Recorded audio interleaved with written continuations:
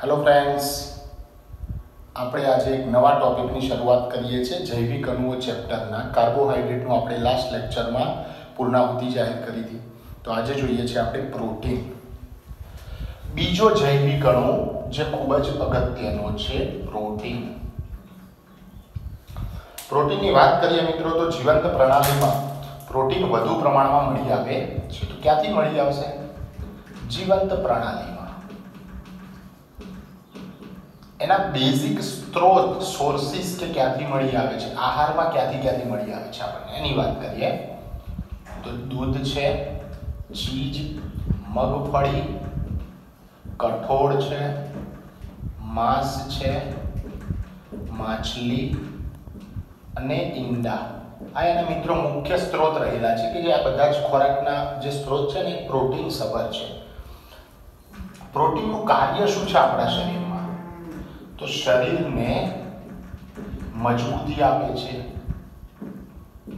શરીરને મજબૂતી આપે છે. સજીવના શરીરમાં થતી જૈવ રાસાયણિક ક્રિયાઓના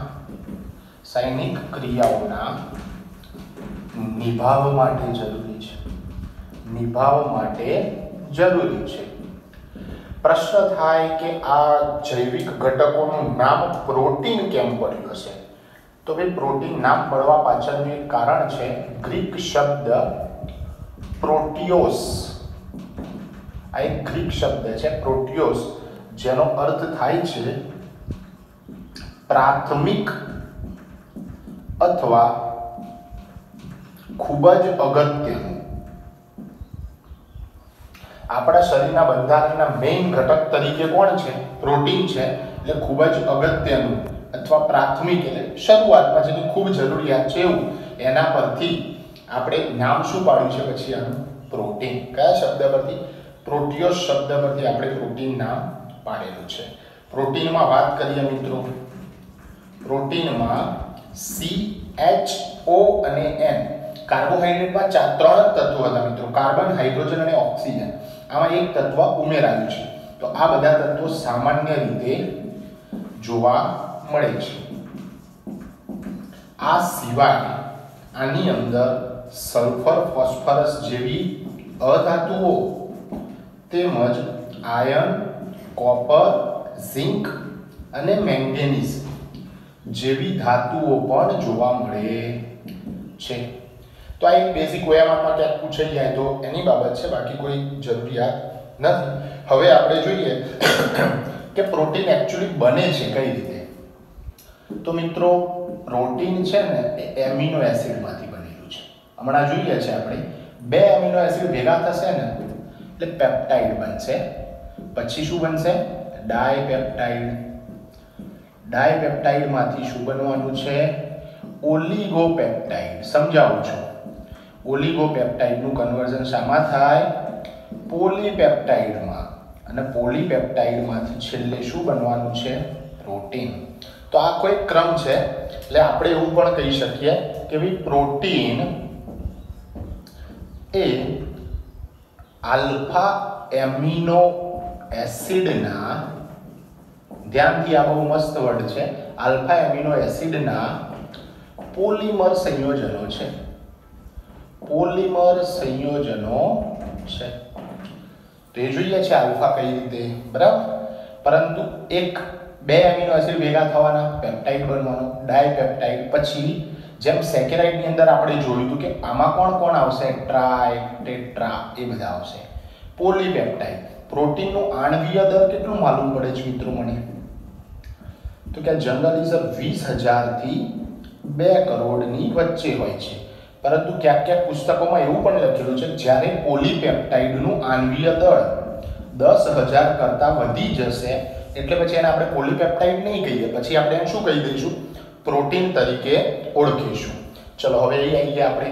તો આલ્ફા એમિનો એસિડ કેમ કહેવાય? સૌપ્રથમ આપણે દોરીશું એનું સ્ટ્રક્ચર કે ભાઈ એમિનો એસિડ એકચ્યુઅલી શું છે એમ. તો અહીંયા R હશે, અહીંયા COOH, ઉપર એક H છે અને નીચે છે NH2. ક્લિયર? તો આ એક સામાન્ય એમિનો એસિડનું સ્ટ્રક્ચર છે. આમાં R છે ને જે એ બદલાતો સમૂહ છે. કેવો છે? બદલાતો સમૂહ. કે R ની જગ્યાએ જુદી જુદી વસ્તુઓ મૂકીને જુદા જુદા સમૂહો, જુદા જુદા આયનો અથવા સંયોજનો બનાવી શકાય છે. તો કેવી રીતે કરીશું મિત્રો? હવે ચલો, મેઇન ક્રિયાશીલ સમૂહ કયો આમાં? COOH. એને શું કહીએ છીએ આપણે?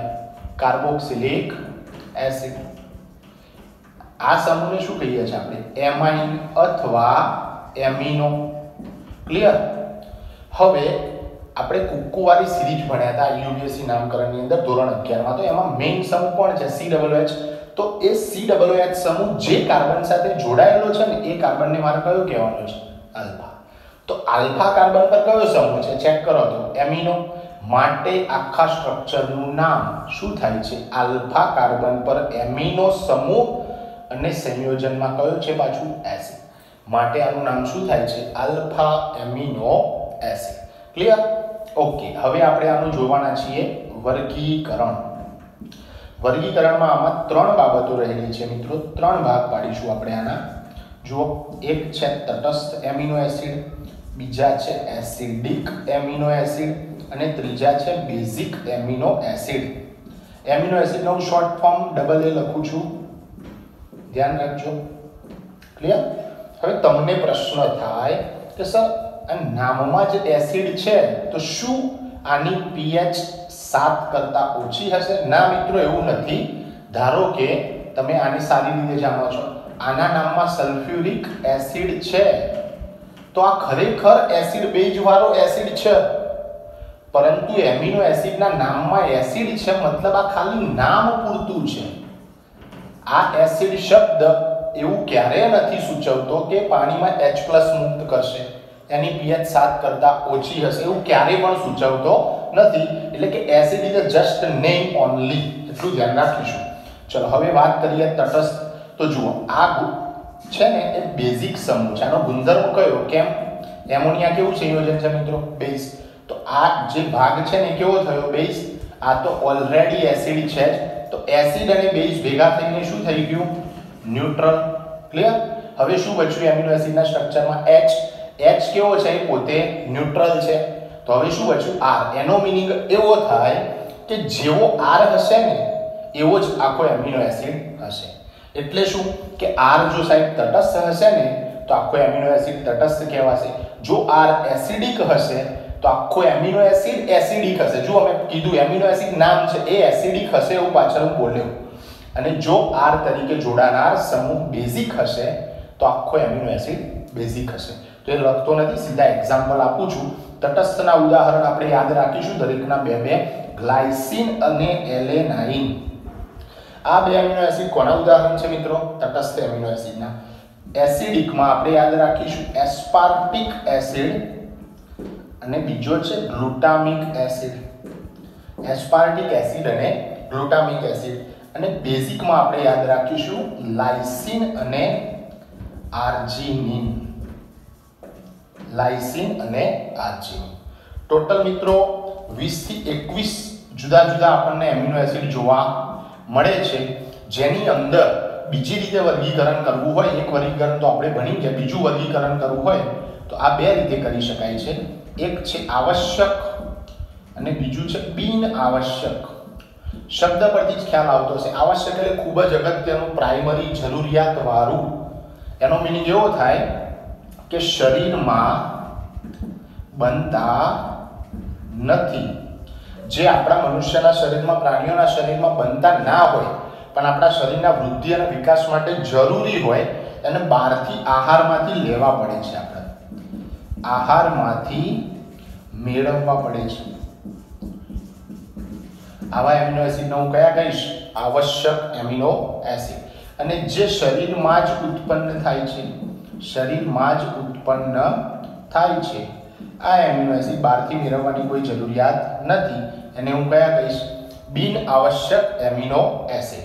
તો NCERT પુસ્તકની અંદર તમને એક આખું ટેબલ આપેલું છે એમિનો એસિડનું. એમાં સ્ટ્રક્ચરની નીચે આપ્યું હશે કે R તરીકે હું જુદી જુદી વસ્તુઓ લઉં એ મુજબ મને એમિનો એસિડ પ્રાપ્ત થાય છે. ધારો કે ગ્લાયસિનનું સ્ટ્રક્ચર હું અહીંયા ડ્રો કરું છું ધ્યાનથી. ગ્લાયસિન તો જુઓ NH2 CH2 COOH. તો શું થવાનું છે મિત્રો? જો આને છૂટું પાડી દઉં, આને હું H કરી દઉં, આને હું R કરી દઉં, તો જો આ NH2 જે હતો એ મેં પહેલો લખ્યો, ઓકે. પછી C પર H છે ને, H મેં ઉપર જ લખ્યો છે. CH જમણી બાજુ છે તો મેં જમણી બાજુ જ રાખ્યો છે, અને R નીચે છે. R તરીકે હવે શું લઉં હું? H લઉં, અને આ H બંને ભેગા કરી દઉં તો શું સ્ટ્રક્ચર બનશે? NH2CH2COOH. એટલે કે આ કયો એમિનો એસિડ થયો? ગ્લાયસિન.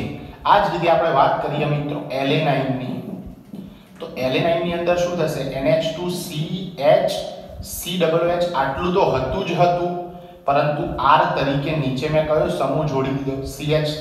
આ H ને હું અંદર લઈ લઉં છું, તો આ શું થઈ ગયું તમારું? Alanine amino acid. તો આવા ટોટલ 20 થી 21 ના તમને ટેબલની અંદર R તરીકે જોડાનાર સમૂહો આપેલા હશે મિત્રો.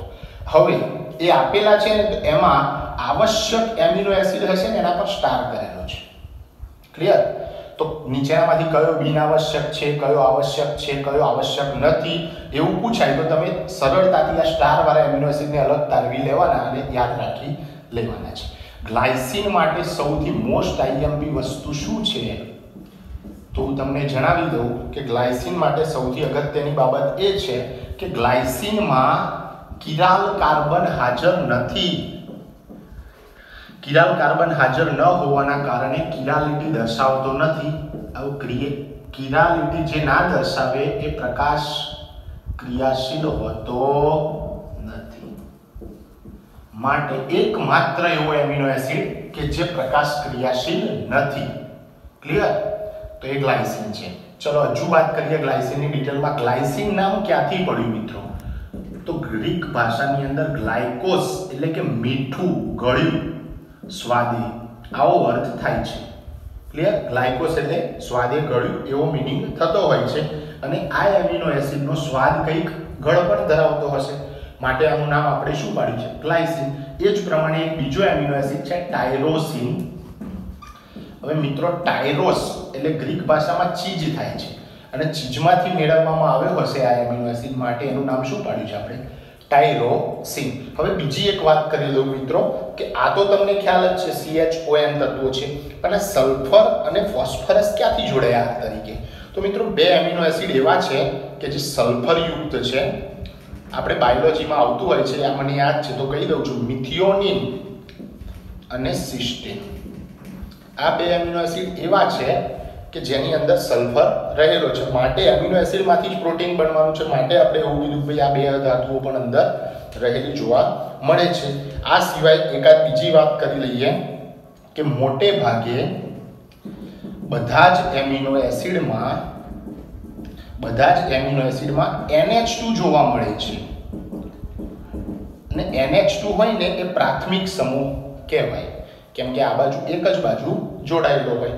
પરંતુ પ્રોલિન અને ટ્રિપ્ટોફેન આ બે એમિનો એસિડ એવા છે કે જેમાં NH એટલે કે દ્વિતીયક સમૂહ જોવા મળે છે. એટલે દ્વિતીયક એમિનો વાળો એમિનો એસિડ કયો? તો પ્રોલિન અને ટ્રિપ્ટોફેન, અને પ્રાથમિક વાળા તો બધા જ છે. તો અહીંયા આપણે બેઝિક માહિતી મેળવી લીધી. કોની? પ્રોટીનની. હવે આપણે જવાના છીએ પ્રોટીનનું બંધારણ કેવી રીતે બને છે. પ્રોટીનમાં કેટલાક શબ્દો સમજશું આપણે. એમાં છે પહેલું પેપ્ટાઇડ બંધ, બીજું છે સી અંતસ્થ અવશેષ, ત્રીજો શબ્દ છે એન અંતસ્થ અવશેષ, અને છેલ્લે એનું જોઈશું આપણે શું? નામકરણ. કોનું? પેપ્ટાઇડ. ક્લિયર? તો ચલો સૌ પહેલા આપણે જોઈશું પેપ્ટાઇડ બંધ. તો મિત્રો પેપ્ટાઇડ બંધ કોને કહેવાય? તો હું ઉદાહરણ તરીકે સૌથી પહેલો એમિનો એસિડ લઉં છું, ગ્લાયસિન એમિનો એસિડ. હમણાં જ આપણે ભણ્યા એટલે તમે સ્ટ્રક્ચર જાણતા હશો. આ કોનું સ્ટ્રક્ચર છે મિત્રો? ગ્લાયસિન એમિનો એસિડનું. બાજુમાં હું લઉં છું મિત્રો ફરીથી ગ્લાયસિન એમિનો એસિડનું બીજો અણુ. આ પણ કોણ છે? ગ્લાયસિન જ છે. ક્લિયર? તો આ બંને પ્રક્રિયા કરીને શું બનાવશે? તો જુઓ નીચે લખું, સરળતાથી ખબર પડશે. પહેલું છે NH2 S ઇટ જ રાખું છું ધ્યાનથી CH2 હવે જે COOH છે ને એમાંથી OH કાઢી નાખું છું તો શું આવવાનું ખાલી CO ડેશ અહીંયા NH2 છે ને એમાંથી હું શું કરું છું H ડિલીટ કરું છું તો બાકી શું બચવાનું NH પછી કોણ આવશે CH2 અને પછી કોણ આવશે COOH એનો મીનિંગ એવો થાય બંનેમાંથી શું દૂર થયું પાણીનો અણુ હવે જે આ બંધ બન્યો છે આ બંધને આપણે કયો બંધ કહેવાના છીએ પેપ્ટાઇડ બંધ આઈ થિંક ખ્યાલ આવી ગયો હશે ક્લિયર છો અને આ જે બન્યું સંયોજન એને આપણે શું કહીશું ડાયપેપ્ટાઇડ ક્લિયર હવે વાત કરીએ આપણે ટ્રાયપેપ્ટાઇડની ટ્રાયપેપ્ટાઇડ જુઓ મિત્રો પહેલો અણુ લઉં છું કયો ગ્લાયસિન આ કોણ છે ગ્લાયસિન બીજો હું લઉં છું એલેનાઇન એલેનાઇનમાં શું થાય આર તરીકે CH3 જોડાયેલો હોય અને ત્રીજો હું લઉં છું ફિનાઇલ એલેનાઇન એટલે પાછું જે અહીંયા એલેનાઇનમાં CH3 જોડાયું છે ને એમાંથી એક H કાઢવાનો છે અને એની જગ્યાએ હું શું કરીશ બેન્ઝીન રિંગ ઉમેરી દઈશ તો ચલો આ નામ શું થયું મિત્રો ફિનાઇલ એલેનાઇન આ કયું નામ છે એમિનો એસિડનું એલેનાઇન અને આ કયું છે ગ્લાયસિન ક્લિયર તો હવે આ ત્રણેયમાંથી આપણને શું નિપજ પ્રાપ્ત થશે જોઈએ ચલો પહેલું NH2 CH2 CO અહીંથી આ OH જતા રહેશે અહીંથી H જશે અહીંથી OH જશે અને અહીંથી H જશે ક્લિયર તો શું આવશે હવે CO NH પછી બાકીનું કન્ટિન્યુઅસ એમનું એમ જોડવાનું છે પાછો અહીંયા બ્રેક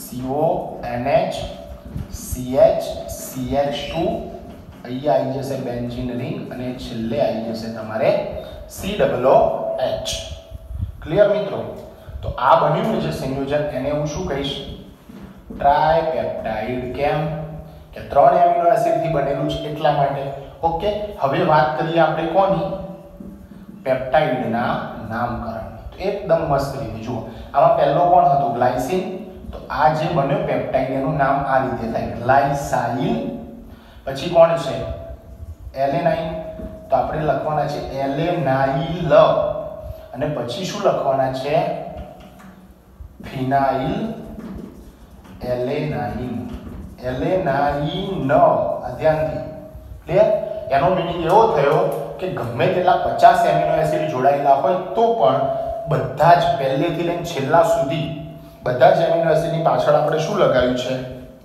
આઈલ લગાવતા જઈએ છીએ અને છેલ્લો જે એમિનો એસિડ હશે એનું નામ એઝ ઇટ ઇઝ રાખીએ છીએ ધારો કે આપણે હમણાં આ ભણ્યા તો આ ડાયપેપ્ટાઇડનું નામકરણ કરવું હોય તો શું થાય તો કે સર ગ્લાયસાઇલ ફરીથી ગ્લાયસિન છે કશો વાંધો નહીં ગ્લાયસિન આ રીતે થશે ક્લિયર અને આને સંકેતોમાં દર્શાવવું હોય ને તો કેવી રીતે દર્શાવી શકાય ગ્લાયસિન ગ્લાયસિન GLY આને દર્શાવવું હોય શું થાય GLY એલેનાઇન અને ફિનાઇલ એલેનાઇન આ રીતે થશે ક્લિયર ઓકે હવે બે વસ્તુ આપણે બની ગયા પેપ્ટાઇડ બંધ અને એનું નામકરણ સી અંતસ્થ અવશેષ કોને કહેવાય આને બીજું આ રીતે પણ કહી શકાય છે ઇંગ્લિશમાં સી ટર્મિનલ રેસિડ્યુ અને આ એન ટર્મિનલ રેસિડ્યુ ટર્મિનલ એટલે છેડો રેસિડ્યુ એટલે વધેલો ભાગ અવશેષ તો મિત્રો તમને જણાવી દઉં કે 50 કે 500 કે 1000 એમિનો એસિડ ભલે ન હોય એમાં શરૂઆત જે થવાની છે ને એમિનો એસિડથી એનો NH2 સમૂહ મુક્ત જ હશે ક્યાંય બંધ બનાવશે નહીં NH2 સ્વરૂપે જ હશે અને એ પ્રમાણે છેલ્લા એમિનો એસિડમાં COOH એમનેમ જ હશે કોઈની સાથે જોડાયેલો હશે નહીં તો આ એમિનો સમૂહથી લઈને પેપ્ટાઇડ બંધના CO સુધીનો જે ભાગ છે ને આને શું કહેવામાં આવે છે N અંતસ્થ અવશેષ અને અહીંથી લઈને આ ભાગ જે છે એને હું કહીશ સી અંતસ્થ અવશેષ કેમ ભાઈ આવું તો આ બાજુ COOH ના કારણે સી અંતસ્થ અવશેષ અને આ બાજુ એમિનો સમૂહના કારણે N અંતસ્થ અવશેષ હવે ધારો કે મારી જોડે 3 એમિનો એસિડ છે કયા કયા A B અને C તો આમાંથી હું જુદા જુદા કેટલા ટ્રાયપેપ્ટાઇડ બની શકું? તો શક્ય એટલા ટ્રાયપેપ્ટાઇડ તો આપણે ટોટલ 6 બનાવી શકીએ. જુઓ, પહેલો A B C આ ક્રમમાં રાખું, બીજું B A C, ત્રીજું C A B, ચોથું B C A, પાંચમું A C B અને છઠ્ઠું કયું બાકી રહેશે? B C A આવી ગયું છે, A C B આવી ગયું છે, તો C B A. ડન. આ રીતે તમે 6 પ્રકારના ટ્રાયપેપ્ટાઇડ આમથી આમ ક્રમમાં ગોઠવીને બનાવી શકો. ધારો કે તમારી જોડે ગ્લાયસિન A તરીકે છે, B ને આ C છે, તો આડા અવડા ક્રમમાં ગોઠવીને તમે આટલા ટ્રાયપેપ્ટાઇડની રચના કરી શકો છો. તો મિત્રો, પ્રોટીનના કેટલાક શબ્દોની સમજ મેળવવાની હતી એ પૂરી કરી અને હવે જોઈશું આપણે પ્રોટીનનું સમવિભવ બિંદુ. એમિનો એસિડનું સમવિભવ બિંદુ, દ્વિધ્રુવીય આયન જેનું બીજું નામ છે જ્વિટર આયન. આ બે વસ્તુઓ હવે સમજીશું. તો સૌપ્રથમ આપણે ભણીશું દ્વિધ્રુવીય આયન. તો હું સ્ટ્રક્ચર દોરી રહ્યો છું. સૌપ્રથમ કોનું? C double bond O O H. એક આ રીતે લખી શકાય, લખવું હોય તો આમ પણ રાખી શકાય. ચલો, થશે. અને અહીંયા શું આવવાનું છે? NH2 આવવાનું છે, બરાબર. તો હવે જોઈએ આ સ્ટ્રક્ચર કોનું છે મિત્રો? Amino acid. હવે આમાંથી દ્વિધ્રુવીય આયન બનવાનું છે. કેવી રીતે બનશે? તો જુઓ, RCH, અહીંયાથી ધારો કે H+ મુક્ત થાય છે, તો શું થવાનું? આ C double bond O minus થશે અને એ H+ અહીંયા જોડેલું છે એવું વિચારો, અથવા બીજો કોઈ H+ જોડાયો છે, તો 2 હતા અને H+ જોડાય તો આ 3 થાય, તો અહીંયા શું થવાનું? પ્લસ. એનો મીનિંગ એવો થાય કે આ બન્યો જે આયન એ કયો આયન છે? એમોનિયમ, ધન આયન. અને આ જે બન્યો માઈનસ એ કયો આયન બન્યો? કાર્બોક્સિલેટ, ઋણ આયન. મિત્રો, સમજાય છે વાત? હવે જે આ બન્યું છે એને જ આપણે શું કહેવાના છીએ?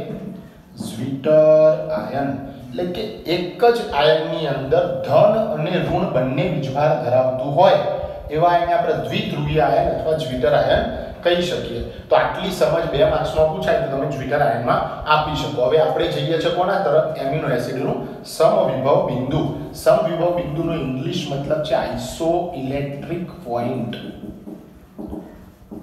ક્લિયર? તો સારું, ચલો. મારી જોડે આ સ્ટ્રક્ચર છે.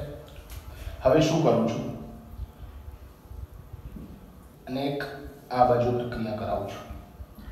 ધારો કે આમ જતા H+ છે ને આમ આવતા OH- છે. આમાં ઊંધું OH- છે ને H+ છે. એકદમ ધ્યાનથી મિત્રો, H+ તરફ જઈ રહ્યા છે એનો મતલબ અહીંયા માધ્યમ કયું હશે? એસિડિક માધ્યમ હશે. H+ આ બાજુ જતા ઉમેરાય છે એનો મીનિંગ શું થાય? કે એસિડિક માધ્યમ હશે. એસિડિક માધ્યમ એટલે હું તરત જ કહી શકું કે સાહેબ 7 કરતા ઓછી pH હશે. હા, આ બાજુ નીચે આવું છું, મતલબ OH- ઉમેરાય છે તો આ માધ્યમ કયું હશે? બેઝિક. અને pH કેવી હશે ભાઈ? Greater than 7. ક્લિયર? આ બે વસ્તુ. ચલો, હવે વાત કરીએ કે આવું હોય તો શું થાય આમાંથી? આ દ્વિધ્રુવીય આયન હતો તેમાં શું થવાનું? તો એસિડિક માધ્યમમાં રાખીશું તો સૌપ્રથમ RCH NH3+, આ તો બધું રહેશે જ. C double bond O O minus, એમને મેં દોરી દીધું છે, એમાં H+ જોડી જશે મિત્રો. તો માઈનસ અને પ્લસ તટસ્થ થઈ જશે, OH આવી જશે. ક્લિયર? તો હવે આ દ્વિધ્રુવીય આયન મટીને શું રહ્યો? માત્ર ધન આયન. ક્લિયર? હવે અહીંયા વાત કરીએ છીએ આપણે આનાથી ઉલટી પરિસ્થિતિ. ચલો, શું થશે આમાં? RCH CO- double bond O અને અહીંયા હતો NH3+ હતો. હવે આમાં OH ઉમેરું છું તો આ H+ અને OH- ભેગા થઈને શું બનાવશે? H2. એટલે H2 ડિલીટ થાય તો આ શું થઈ જશે પાછું? NH2. તો આ તો ધન હતો તો તટસ્થ થઈ ગયો. તો હવે આ આયન કેવો બની રહ્યો? માત્ર ઋણ આયન. જુઓ મિત્રો, આ દ્વિધ્રુવીય આયન હતો જેમાં ધન અને ઋણ બંને વીજભાર હતા. એને મેં એસિડિક માધ્યમમાં ટ્રીટ કર્યો તો આ ધન આયન સ્વરૂપે રહે છે. બેઝિક માધ્યમમાં ટ્રીટ કર્યું તો ઋણ આયન સ્વરૂપે રહે છે. હવે ધારો કે આ બંને આયનો વચ્ચે રાખીને બંને બાજુથી હું પસાર કરું છું વિદ્યુત ક્ષેત્ર, એટલે કે એનોડ અને કેથોડ રાખું છું. તો એનોડ કેવો વીજભારિત છે ધન, અને કેથોડ કેવો હશે ઋણ વીજભારિત. તો સ્વાભાવિક છે કે આ ધન આયન હોવાથી કઈ બાજુ આકર્ષાશે કેથોડ તરફ, અને આ ઋણ આયન હોવાથી કઈ બાજુ આકર્ષાશે એનોડ તરફ. આવું ચાલુ જ રહેશે. તો મિત્રો સમવિભવ બિંદુ એક એવું બિંદુ છે, pH નું એવું મૂલ્ય છે કે જે મૂલ્ય માટે એમિનો એસિડના આવા કોઈ આયનનું એક પણ ધ્રુવ તરફ સ્થળાંતરણ થતું નથી. તો આવો જોઈએ વ્યાખ્યા કોની? સમવિભવ બિંદુ pH ના જે મૂલ્ય માટે એમિનો એસિડનું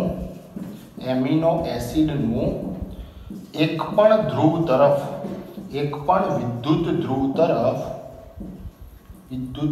તરફ સ્થળાંતર ના થાય તે મૂલ્યને કોના? pH ના તે એમિનો એસિડનું સમવિભવ બિંદુ તરીકે ઓળખવામાં આવે છે.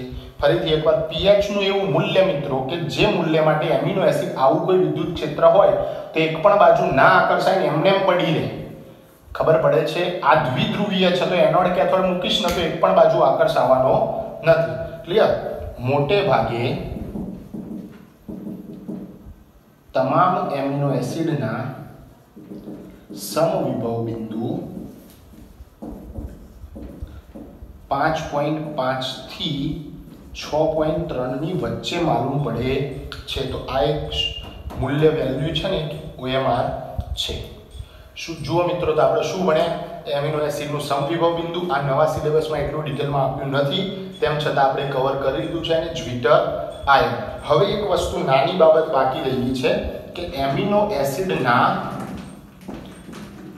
ફિશર પ્રક્ષેપ સૂત્રો એકદમ સિમ્પલ છે. એમિલ ફિશરે આપણને શું કીધું હતું? તો કાર્બોહાઈડ્રેટમાં OH, શામાં? કાર્બોહાઈડ્રેટની અંદર OH લેવાનું છે, અને એમિનો એસિડમાં કયું સમૂહ જોવાનું છે મારે? NH2. એટલે આપણે ગ્લુકોઝ, ફ્રુક્ટોઝ આ બધું ભણ્યા ત્યારે અંતિમ કિરાલ કાર્બન પર OH જમણી બાજુ હોય તો આપણે D કહેતા હતા, ડાબી બાજુ હોય તો L કહેતા હતા. તો આમાં પણ ધારો કે NH2 જમણી બાજુ છે, આ NH2 ડાબી બાજુ છે, બરાબર? અહીંયા હું COH રાખું છું, અહીંયા H રાખું છું, ઉપર R રાખું છું. તો એ જ મુજબ અહીંયા ઉપર R છે, અહીંયા H છે, નીચે COH છે. તો આ કઈ બાજુ થયું? Left hand side. તો આ એમિનો એસિડને હું શું કહીશ? L amino acid. અને આ એમિનો એસિડમાં રાઈટ સાઈડ જમણી બાજુ છે, તો આ એમિનો એસિડને હું શું કહીશ? D amino acid. તો આ મિત્રો થઈ ગયા કોણ? એમિનો એસિડના ફિશર પ્રક્ષેપ સૂત્રો. તો આઈ હોપ કે આજનું લેક્ચર તમને ગમ્યું હશે. તો please share, subscribe and like my channel. Thank you.